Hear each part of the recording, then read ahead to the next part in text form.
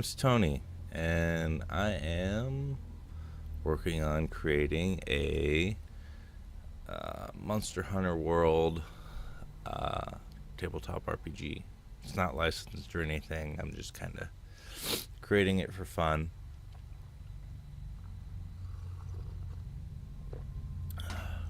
So, I just kind of wanted to talk about it. And if, anybody feels so inclined to jump in and share, then cool. So, let's see here.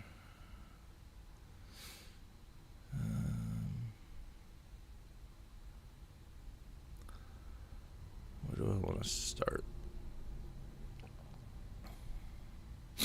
Well, I'll just start by talking about the ideas that I've come up with. So I am basing this pretty heavily off of some of the Ironsworn rules. And for anybody who's played Ironsworn, it's a solo game that relies heavily on tracking progress through different things, different vows, or different journeys that you go on.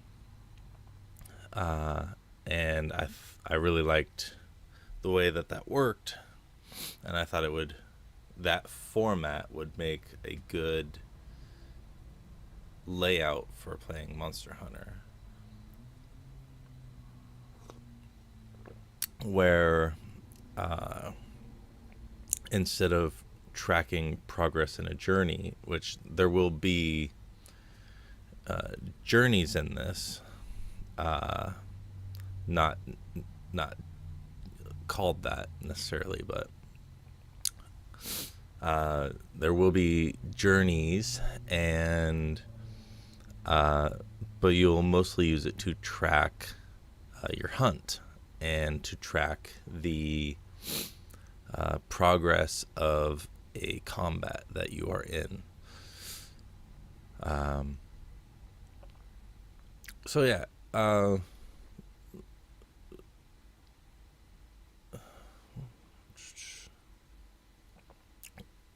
where to start? So this is just kind of scrolling through some ideas that I had, that I wrote down and put rules to.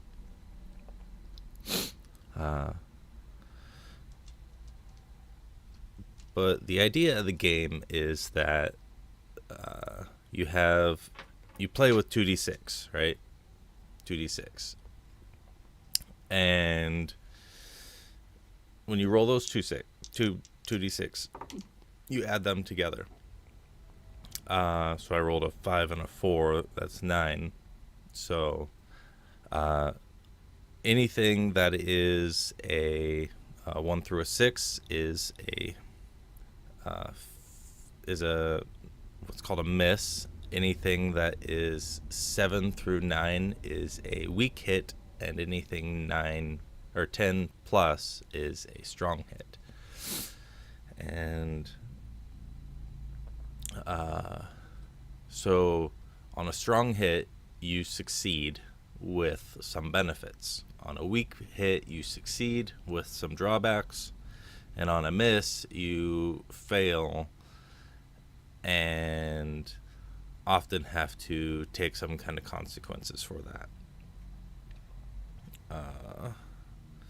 And I've realized that I didn't add my updated character sheet to my Google Drive, so I'm going to do that real fast.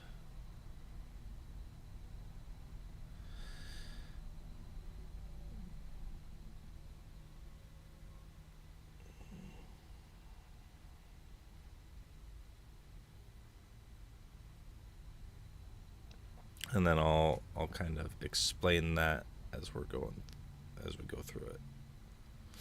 All right, let's bring that back up.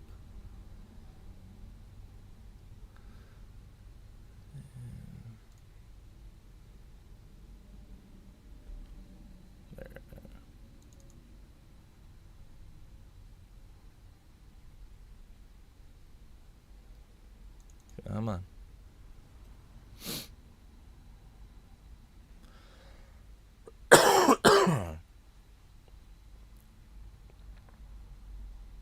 Uh-oh. All right. Looked like it froze there for a second. So this isn't a finished thing. This is kind of just a rough thing that I put together. So using some of the ideas of Powered by the Apocalypse, we've got 5 skills here. We've got your might, which is basically your ability to hit things hard. Your physique, which is your ability to kind of defend. Rally is, I guess it would be kind of comparable to charisma in a lot of games. For like D&D as a, as like the grandfather of tabletop gaming, charisma would be the equivalent to that. Expert is your ability to do things that would take more training and I guess some like an ability that you would need your brain to use and would develop over time. And then affinity would be your ability to make like a deft strike. So I guess I don't like saying dexterity, but that would be like the equivalent, almost more like agility. Your ability to move around quickly and make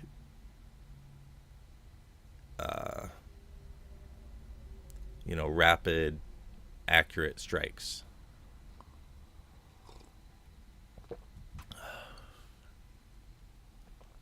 And then to your left here, you've got your stamina gauge, which you always start off your hunt with 7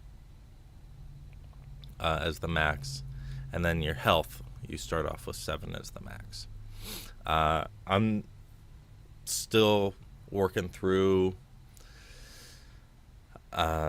these rules and playtesting things. The first time I went through, this was a good starting place for like a 1-star hunt.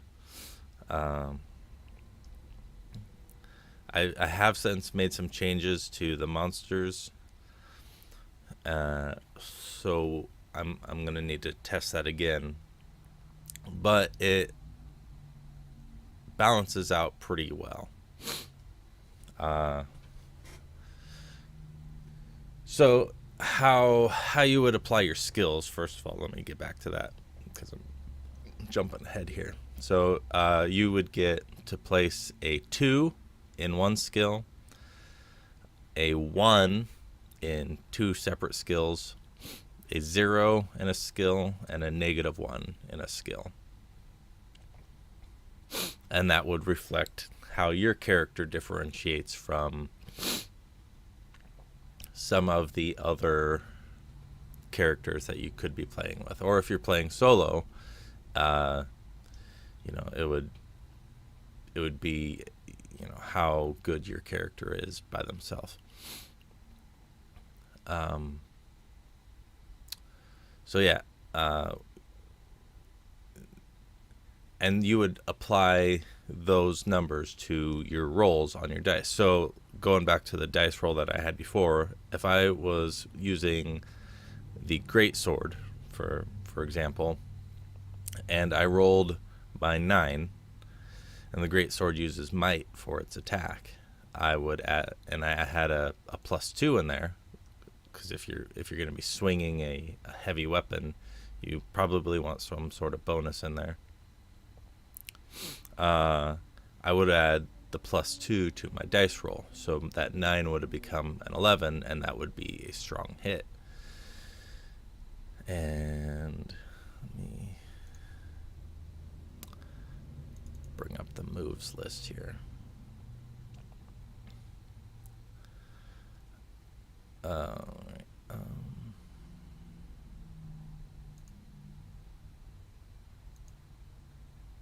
Wrong way. All right, and so if I was doing like a strike move, so it kind of lays it out here. On a strong hit, you inflict harm to your opponent, and you gain +1 stamina. So the way I've got it right now, kind of modeling the game, is you don't start off with an increased stamina bar. You can, if you bring a certain item with you, you could increase that.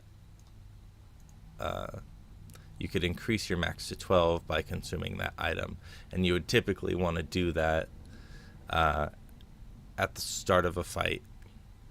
But here's the thing: you've only got 10 items in your inventory that you can choose from, so it's very limited. And I'm starting off with 10 for now to kind of see how that feels.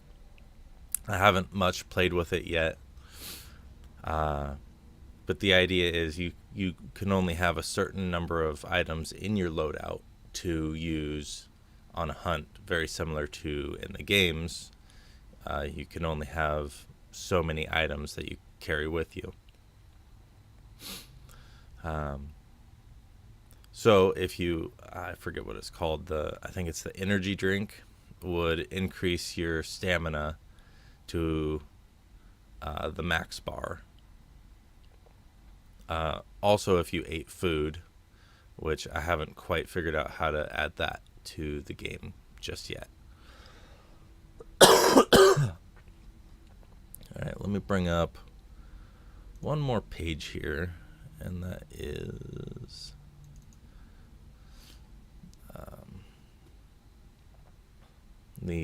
so this is a page of the rules that I have written out a little bit more detailed.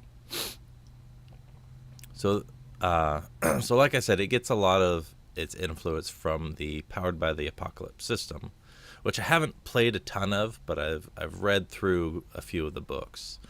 But I also pulled a little bit from the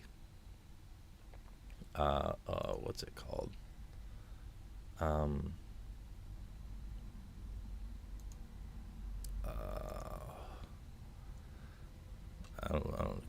The Forged in the Dark, Blades in the Dark game, which is now the Forged in the Dark system.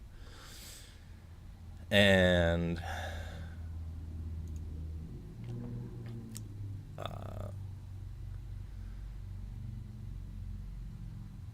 so the idea that I pulled from it is the clocks,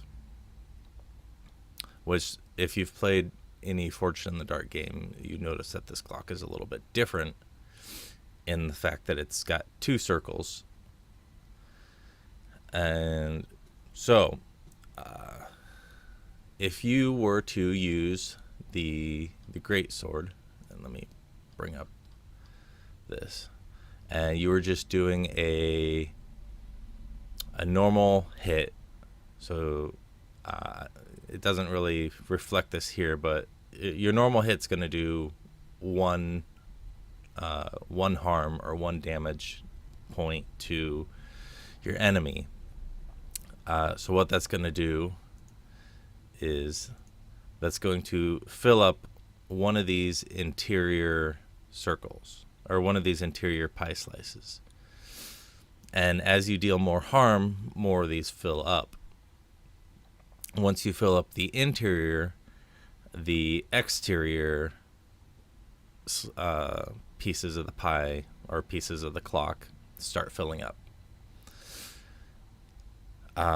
So in the example of the greatsword hitting with my roll of 11 earlier, it would deal 1 harm.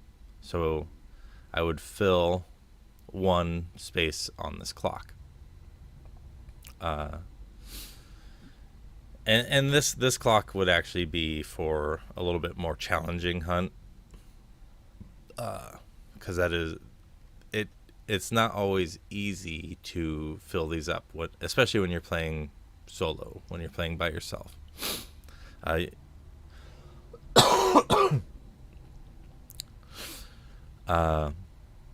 So the reason for the exterior circle is to add the bonus of having element damage with your weapon. So if you have a weapon that deals such and such a type of element, you would take that element and you would multiply it by the monster's weakness. And so say it's a greatsword with the fire element, and so it would add 1 element for whatever the weakness is. And let's say it's a who's got fire weakness? In terms of Monster Hunter World, I believe I don't know, let's just use Jagras, the Great Jagras, as an example. I believe he's got weakness to everything except for water. Like 3-star weakness to everything. So you would do 3 fire damage. So it would fill up 3 of these outer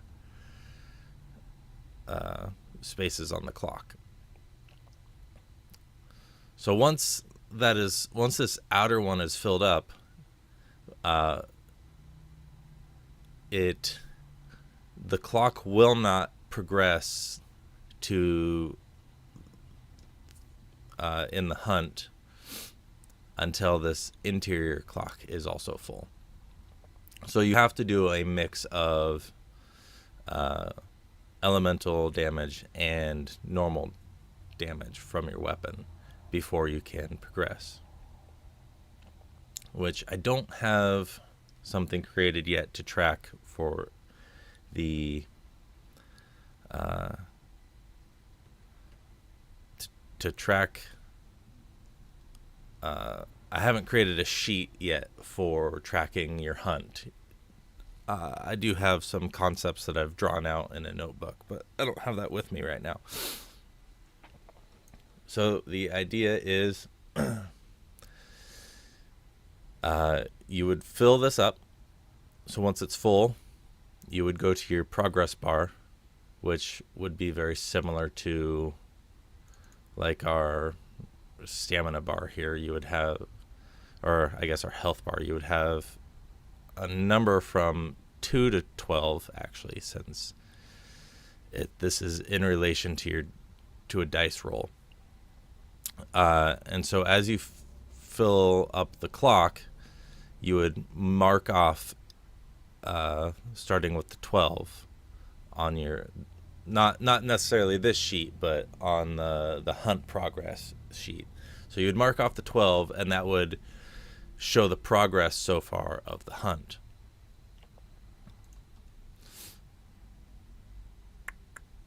All right.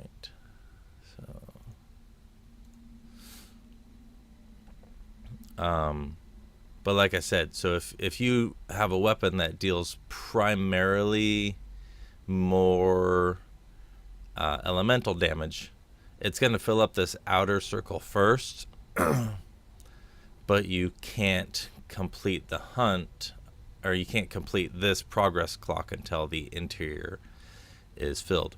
But the normal damage, so say you have a weapon that's going to do more normal damage than elemental, so it's going to fill up this interior one first, but the normal damage can also fill up the exterior. So you can fill up the clock with only a weapon that deals, normal damage. But you can't. I mean, there are no weapons that deal only elemental damage. But if there was, you couldn't finish the hunt. You couldn't even progress without dealing normal damage to the to the monster that you're hunting. Let's see here. What else do I want to talk about? Let's jump back to your stamina. So say you roll your dice and you score a miss. So I might change the wording here because a lot of this I just kind of copied and pasted, and I obviously don't want to just straight up copy from the Ironsworn books. But so it says, on a miss, your attack fails and you must pay the price. So pay the price can be a number of things.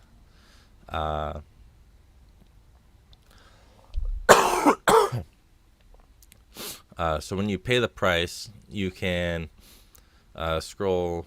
You can kind of look at this pay the price table here, and you can go with one of these options. But typically, you're going to go with the most obvious outcome, and so that's one of the reasons that I like this using the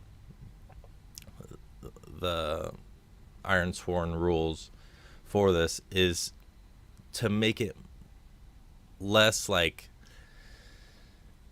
everything has a very specific outcome, and to make it more like, well, you're a skilled hunter. If you have the stamina, you can choose to lose stamina instead of taking harm, right? But it's not easy to get your stamina back. So once your stamina starts getting lower, so say you're marking down to your 2 here, you're going to want to start maybe taking some turns on losing a little bit of health. So, or, you're not going to be able to use your stamina at a point. So you're going to have to take some health here. Another option is you can... I haven't quite decided if I want this to be... Yeah, I think it makes sense to have your sharpness, have that go down on a miss too. So you can decide whether your miss means that you get hit, whether you just can't line up your shot right, and so the monster charges at you or something, so you got to try and dodge out of the way, or your miss means that your weapon sharpness goes down, and weapon sharpness going down means once it is reduced under what the foe's armor level is, your attacks are going to stop doing damage. So you're going to need to use another move, which I believe I got a sharpen move in here. I think I have it under, yeah. So under restore and heal, so treating an injury or ailment or to use an item from your inventory can be attempted through the use of this move. I should probably add to sharpen your weapon too. But if you look down here, on a strong hit, choose 1. Restore 2 tiers of sharpness to your weapon. So some weapons that start off, obviously, similar to the game, they would only have a max sharpness of, like 3. So in terms of keeping track of that on the game, you would probably just shade these out until you've built a weapon that is going to have a higher sharpness tier.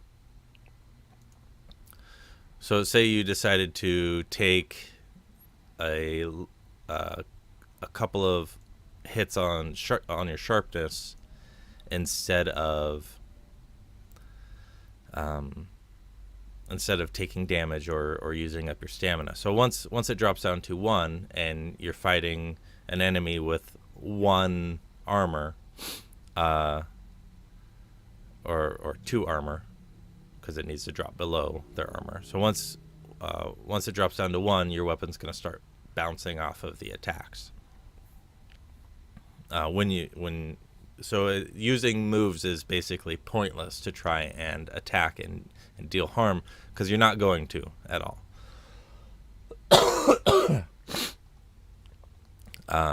So you would need to use a move to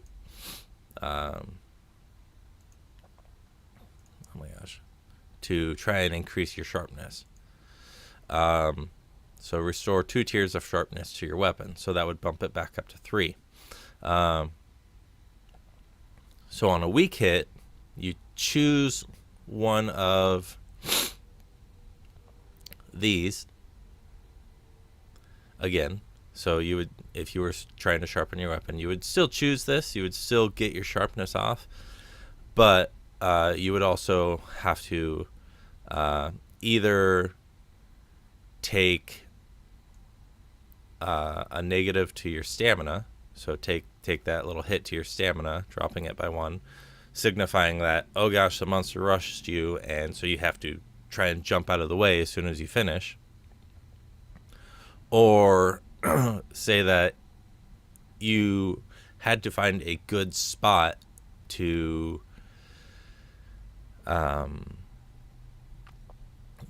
be able to sharpen your weapon, and that took time, so you would progress your hunt clock forward. So what the hunt clock is it's a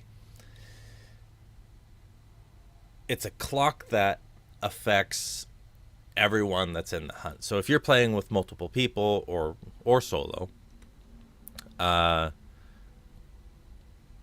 similar to the game, you have a time limit to try and complete this hunt. And so as soon as you embark on the hunt clock starts, and you start ticking down the hunt clock as things go wrong on your journey. And the reason I added this is I like the mechanic of, we have a time limit. It kind of adds a little bit more tension to the choices of, do we take this little side trail and try and help out the Gajalakas, or try and get some bonus materials while we're here. Our hunt clock is ticking down pretty fast here. We're pretty far along. Maybe we should try and finish tracking down our monster or finish our hunt.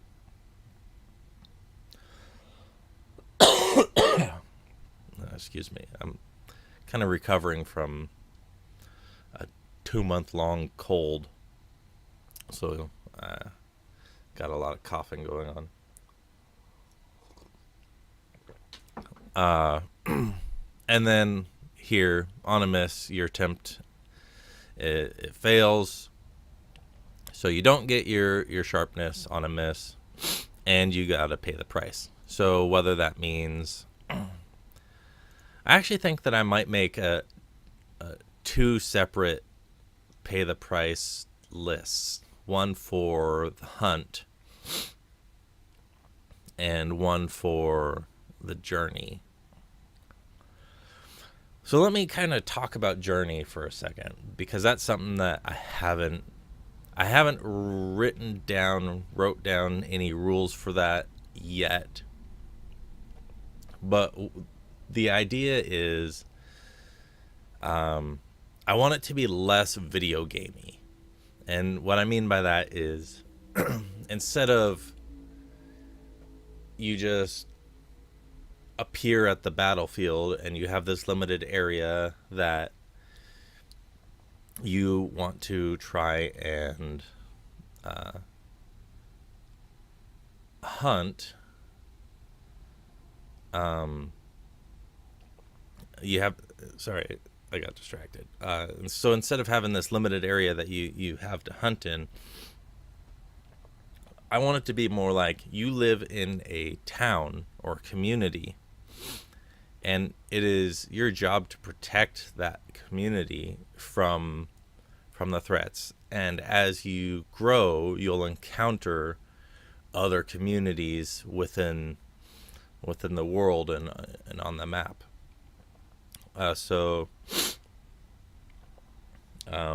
Pre Monster Hunter World, I haven't played any of the more recent games than that, but pre Monster Hunter World, I know they had each region that you were in had multiple towns that kind of bordered the frontier that you were exploring in, and you could bounce around between each of those towns.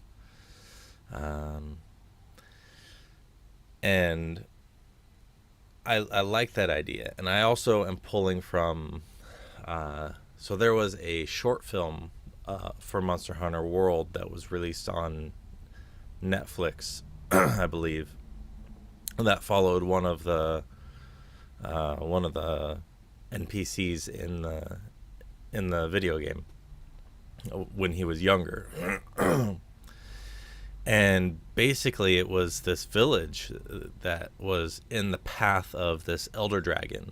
And so this character, with the aid of some more experienced hunters, they went out into the forest or into the frontier lands, and we're trying to find this elder dragon and trying to divert it from the path of this town. And I want it to be more like that, where you're in a town and there's some sort of threat that you need to encounter. And it doesn't always have to be like that. Like you could obviously, go out on an individual hunt. Like not everything has to be like a village ending threat. It could just be that you need parts, so you go out on a hunt. So you would start from your location, and you would have to you would basically track your progress of trying to track down this monster in the wilderness. And so that's my idea behind having the journey mechanic from Ironsworn be incorporated into the hunt. So it's not just a hunt that is, you're in a enclosed location like the ancient forest or whatever. Like you need to travel across the ancient forest and come to the Wildspire Wastes to get where you're going. And so you're going to need to track those things and track that hunt. And so as you do that, your hunt timer is going to progress. And once your hunt timer if your hunt timer progresses all the way to the end, that means that you are unable to complete this hunt, obviously. So, anyways, those are some of the ideas that I have. I'm not too sure what else to talk about here. I don't know if I want to get into weapons and all their different abilities just yet. Maybe I'll save that for another time that I'm able to jump on here. But I have started. I have come up with ideas that I think work okay for all the weapons. Well, let me get into it a little bit. So,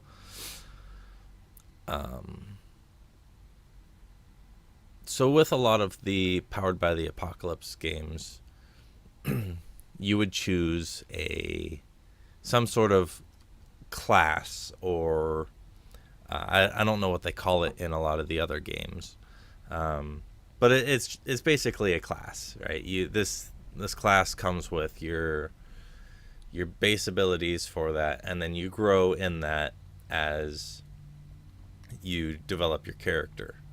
I want this to be different because Monster Hunter World is not a class-based game. It's a weapon and armor-based game. So your weapon is going to determine your available abilities for your character. And the nice thing about this is you can change your weapon. You know, just like in the games, you could choose a different weapon and use that on a different hunt. It depends on which ones you like. So you could get the parts, you can start crafting all sorts of different weapons, going on different hunts, and building up your armory. And if you see here, I also have a spot for decorations. So you're going to basically be developing your character's identity. Instead of being through your class, it's going to be through your weapons, your armor, and the decorations that you find that you equip into these things. I have started working on weapons and armor. And it's very daunting because there's a lot of different weapons, and there's a lot of different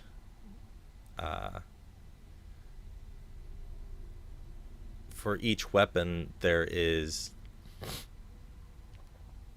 I think I've got it to about 50 or 60 different weapons, or just 50 or 60 different named weapons within each weapon category. So there's like 50 or 60 different great swords, and the same with, you know, the insect glaive, and the same with the gun lance. And so I'm trying to come up with the rules for each one of those and kind of make them individual. It's just a very daunting task because there's a lot. And, you know, you got to do the same for the armor. Each armor set's going to be different. You know, each one's going to grant, you know, some sort of weakness and resistance to an element, or a weakness and resistance to some sort of status effect. And it's also going to give some sort of armor bonus.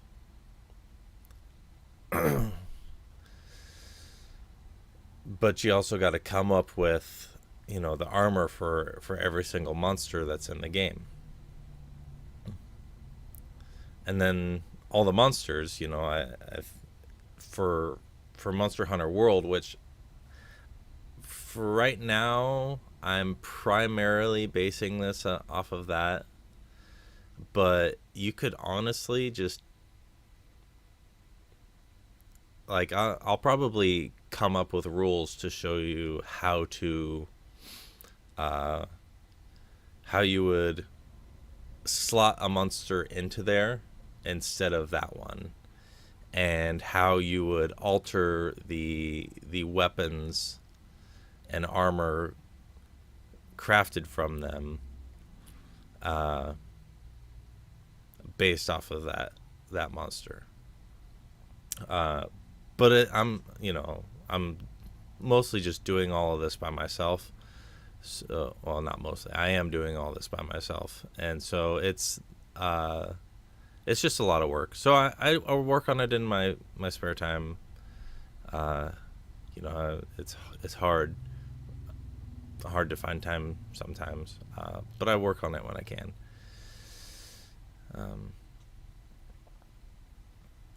So also, if you see up here, I've added the options for having a palico, which when you're playing solo, or if you only have one other companion with you, your palicos could go with you on a hunt, and they can use gadgets, and their gadgets give certain bonuses on the hunts and do certain things. Some deal damage, some help by giving healing, and the way I've worked that into the game, actually, I really like this. So if you're out on a hunt, and obviously, if anybody has any ideas of how to change this and make it better, then comment or whatever. But if you're out on a hunt and you have your palico with you, and say they have the vigor wasp, right? And you roll, and so say you roll double threes, and so double threes is a 6, but if you add your skill to it, that would be maybe a 7, maybe an 8, so that would be a hit. It would be a weak hit, but it would still be a hit. But anytime you roll doubles, your palico activates their gadget, so it adds a little bit of randomness to the game. And so basically your palico would drop a vigor wasp on your head at that point, healing you for I haven't come up with the rules for this yet, but let's say it heals you for 2 health, and that in the middle of a fight, that could be big. That could, if you're down to if you're down on your last health here, and you roll doubles, and he comes in, heals you for 2, that's a significant bump there.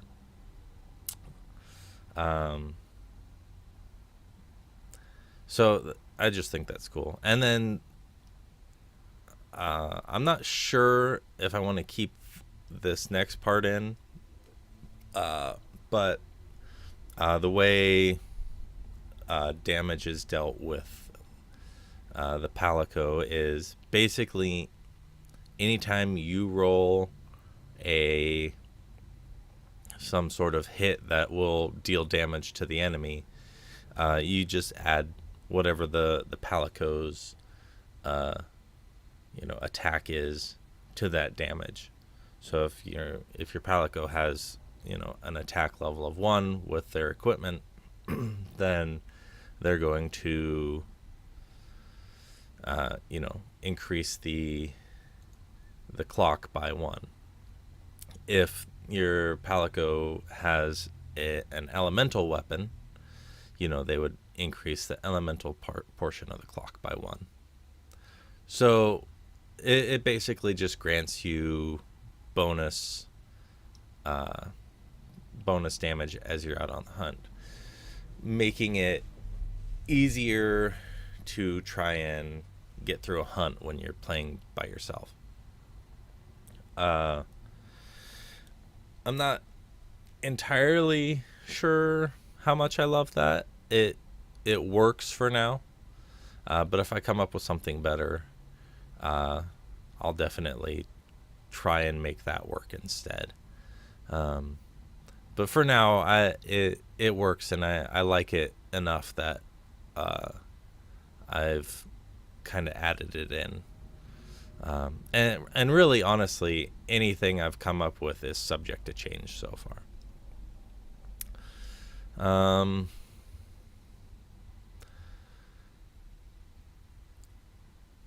I think for these, I'm actually going to change this a little bit.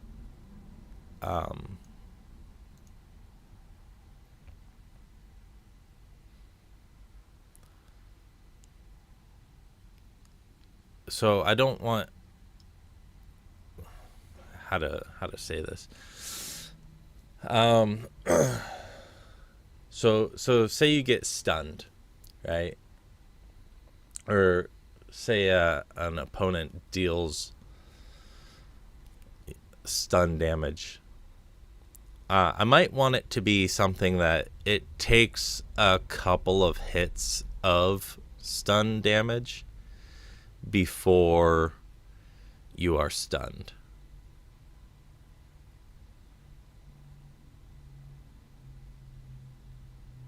But I'm not sure. I'll have to think through that a little bit more.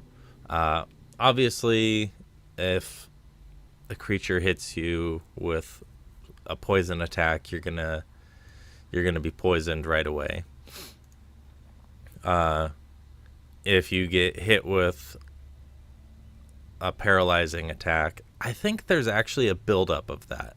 So I might for these two, I might have to alter this because I don't have that in the rules how it, getting hit with a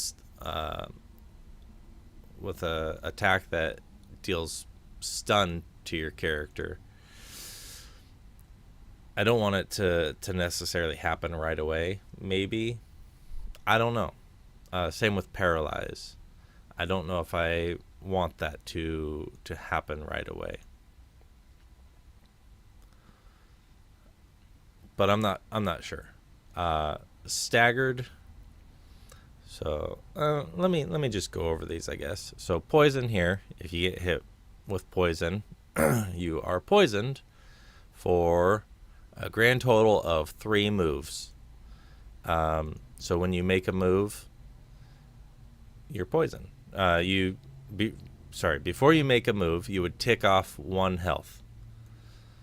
And then you could progress to make that move. And it would do that for the grand total of 3 moves made.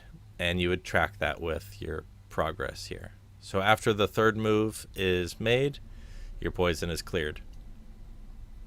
You could also use an item, like an antidote, to clear the poison. And that would mean you would only receive like 1 tick of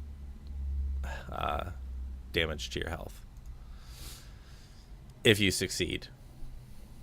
So stun, basically you can't move, and similar to trying to mash the buttons, you can try and make a move to shorten that.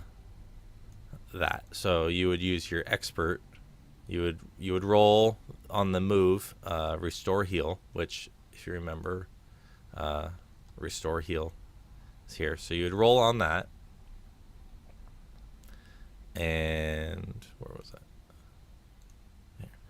And you would add your whatever your expert skill, or your expert skill is. So if you've got a negative in here, you're going to be rolling that at a negative. If you've got a 0, you won't add anything. If you've got like a +1 or a +2, you're going to be adding that in there.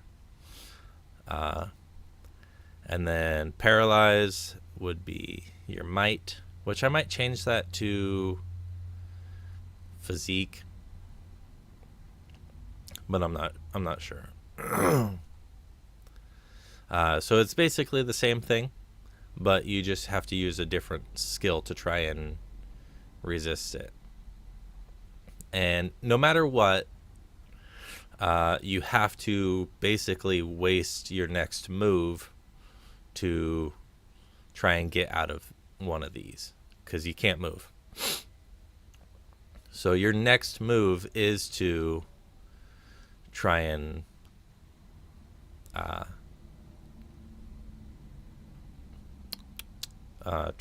break your stun or your paralyze.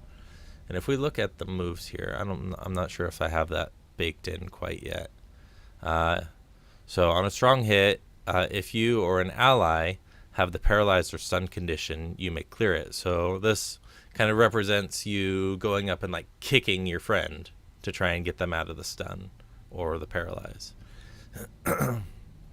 So on a weak hit, same as above. So you're able to break it, but you also suffer -1 stamina, saying that you got it, but you immediately had to like try and dodge out of the way.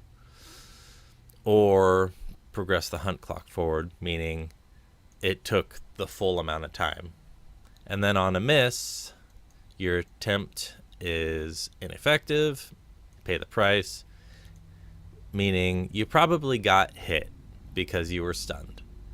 So you still get knocked out of your paralyzed or stun if you take damage, but you also have to suffer the hit at that point, because there's no other alternative. I guess you could say that you stay stunned or paralyzed if you want, and if you'd rather not take the hit, but at that point you're going to have to spend another move after that to try and restore yourself. And that could mean progressing the hunt clock forward instead for pay the price, with no benefit of getting that. It could also, it means that you're not going to be able to deal any damage on the next turn. So it's kind of this balance of, do I have the time to try and do this again, or should I just deal with the hit and jump right back into the combat and start trying to fight the enemy? Back to our character sheet here. Staggered. So staggered actually comes in 3 different tiers. And I did that to kind of emulate like creatures roaring. So anytime you're knocked off your feet, or there's some sort of tremors, or a creature roars, you have to deal with stagger. So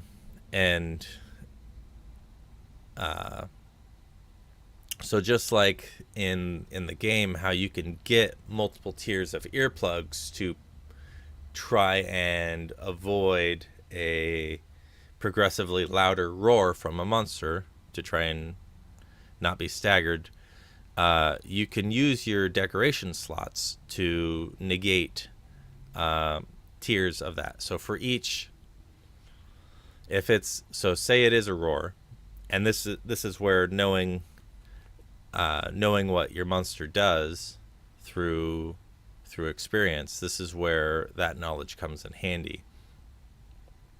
So if you know that one of your monster's moves is to roar, and it staggers you, and you don't have any earplugs, depending on whatever tier of roar that monster has, you're gonna want some sort of level of headphones, or not headphones, earplugs to negate that. So say it's a monster that's got a tier 1 roar. If you don't have your earplugs in, this would actually be a -1 to your next move, simulating the fact that you're holding your hands on your ears and you're unable to move doing that. But if it's like an elder dragon who's got a tier 3 roar, you're going to be standing there for a lot longer holding your ears. So you would want a tier 3 earplugs to try and negate that. So it's up to you if you want to spend your decoration slots to try and negate that, so you don't take negatives to your moves when they do use that. That's something that you can think about. But at the same time,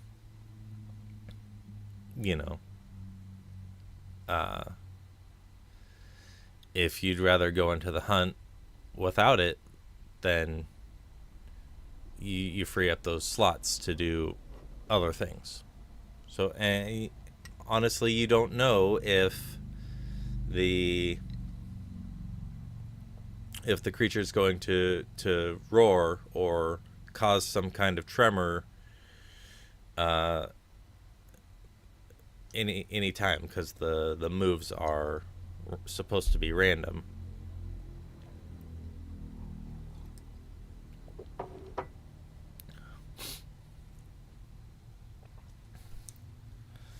I think I forgot to mention that I want this to be a fairly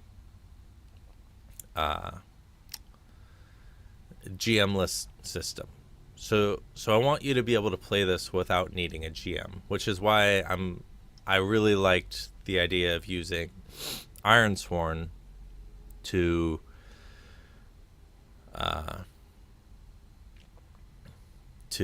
generate these rules, because it's entirely GM-less solo play.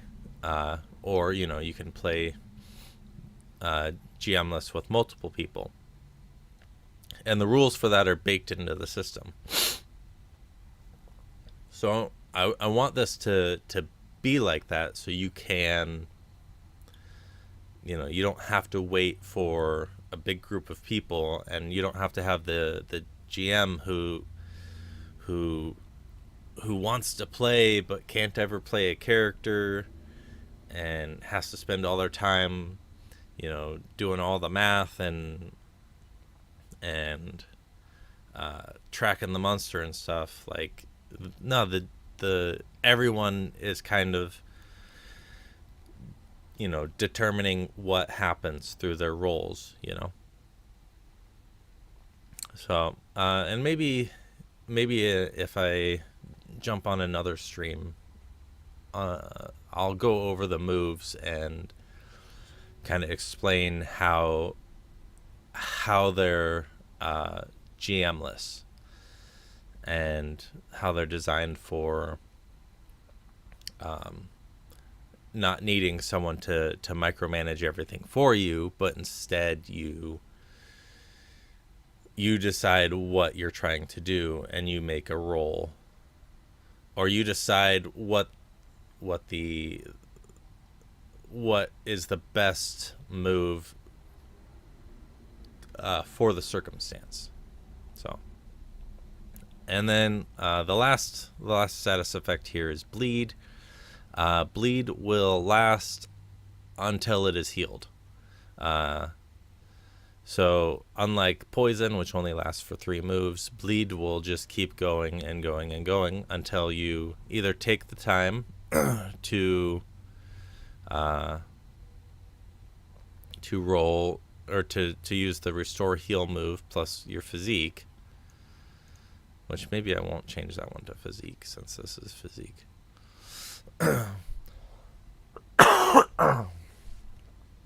And then for each move that you make until you are healed, you take -1 tick to health.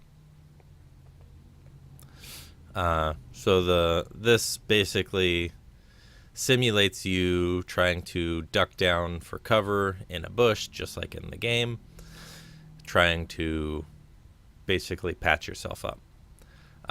Or you could use the item Astera Jerky, that's what it is in the game, to remove that.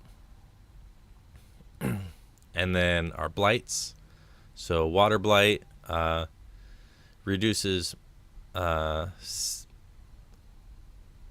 so your max stamina is reduced to 4.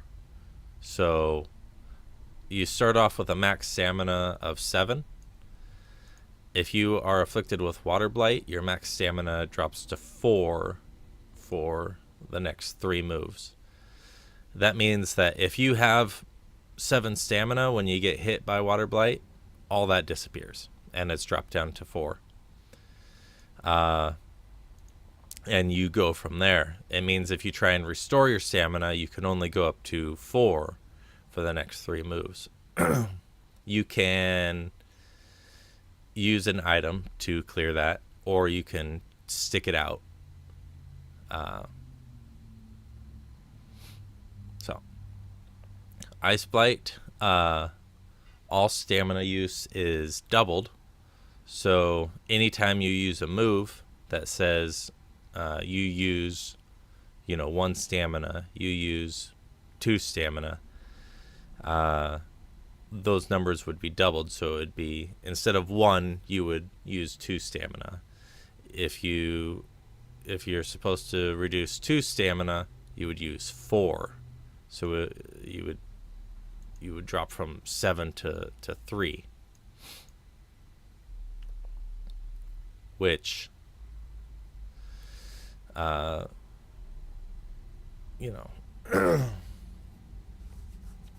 that's not good, obviously.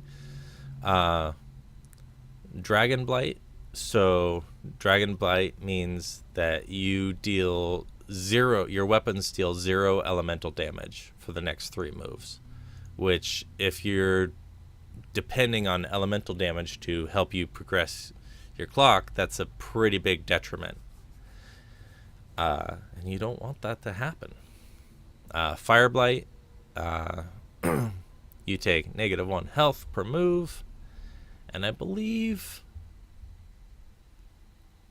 don't remember if in the game Fire Blight I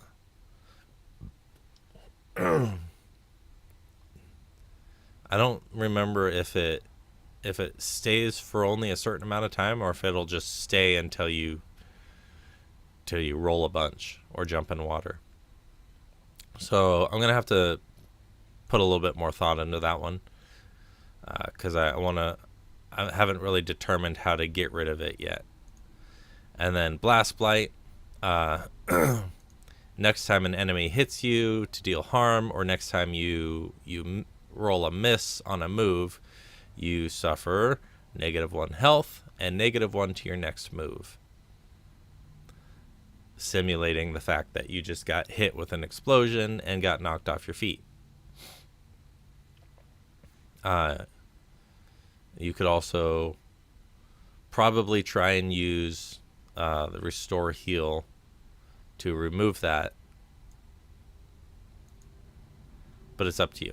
If you would rather keep trying to attack your foe, then that's also something you could do, and just suffer the consequences. So it's all choices and balance. So and then I think the last thing that I want to talk about, I feel like I've said that a couple of times, but the last thing that I want to talk about is your stamina and how to use your stamina. So we've kind of determined that certain moves will reduce or increase your stamina. Uh, but why do we have the stamina bar here, aside from just emulating something that's in the game? So what your stamina bar allows you to do is it allows you to alter a dice roll. So let's say you roll, right, and you're trying to do something for whatever it is. You say you're trying to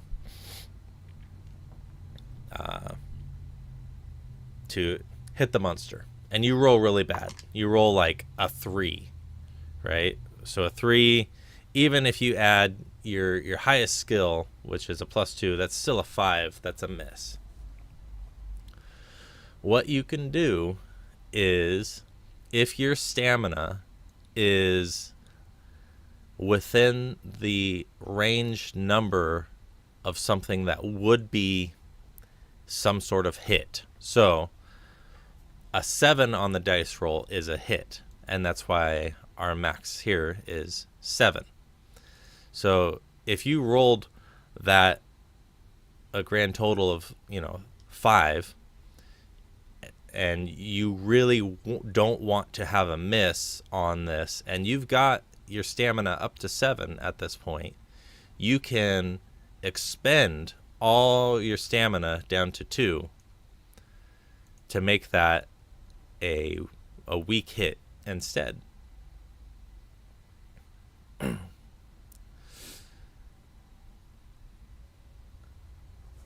And so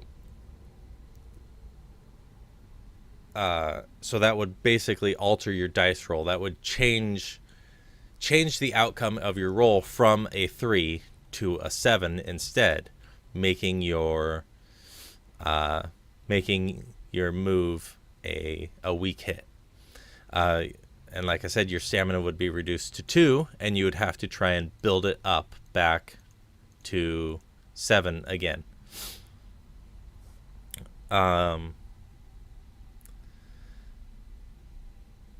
So the reason these are grayed out is you have the option through the use of, I believe it's energy drink that increases your max stamina, or eating food at camp increases your max stamina to 12. So you would start, instead of being at 7, your max stamina would then bump up to 12. Oh, I just zoomed in. Didn't mean to do that. So the way that would affect it is, if your stamina is somewhere in the range of 10, 11, and 12, and you rolled anything under that. So say you rolled a roll of 7, so it's a weak hit, but you didn't want to score a weak hit. You really want this to be a strong hit. You can use your stamina, and hold on there. So you can use your stamina, and you can expend all of this, and it would alter whatever your roll is to be, whatever your stamina level is set at. So if your stamina is at 12 and you rolled anything from a 2 all the way up to a 9, you could expend this and it would drop it back down to 2 again, but you would make your new roll a 12 instead, meaning you change from being a miss to a strong hit, which that could be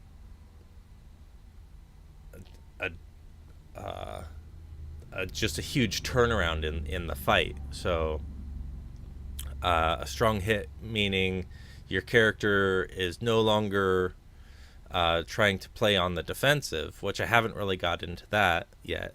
They have what I'm calling aggression, meaning that they're in a position to deal more damage rather than trying to either just straight up defend or trying to deal damage from a place of defense, which means you're going to be dealing less damage to the monster. Which I'll get into that more on it at a different time. I think next time I'll probably try and have a list of things that, like, this is specifically what I want to talk about. So, but I hope that explains kind of how the stamina works. So the last part about stamina is the negatives down here. So once you start getting into the negatives here, this becomes a detriment to your roll. So any move that you make at this point, if you have a stamina of -1, any move that you try and make is going to have a -1 to that roll. And if you're down to -2, any move that you make, I actually think that this bumps you down to a -3 to any roll. But I can't quite remember. It's either -2 or -3. So if you have -2 stamina and you're trying to hit a monster, you're going to have -2 to that roll, simulating exhaustion on your character. And at that point, you can't reduce your stamina anymore, so you're going to have to start taking away at your health. So, anyways, that's pretty much the bare minimum of the basics of the game, and what I've come up with so far.